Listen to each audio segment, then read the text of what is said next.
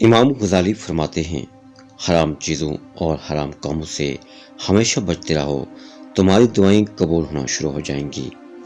کسی کی پہچان علم سے نہیں ہوتی بلکہ ادب سے ہوتی ہے، کیونکہ علم تو ابلیس کے پاس بھی تھا لیکن وہ ادب سے محروم تھا۔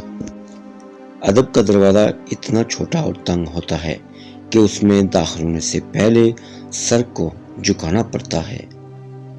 ہر لکھنے والے فنا ہو جانا ہے لیکن لکھی ہوئی چیزیں ہمیشہ باقی رہیں گی۔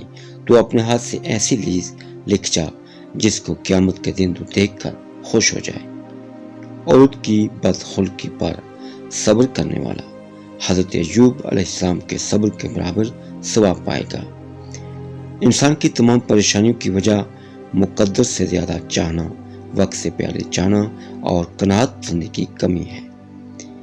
دوسرے کیا سوچتے ہیں اس کی پرواہ کرنا چھوڑ دو۔ آپ ہر ایک کو اپنے جیسا نہیں بنا سکتے، صرف اپنی پوری کوشش کریں اور آپ کو بعد میں کوئی افسوس نہیں ہوگا۔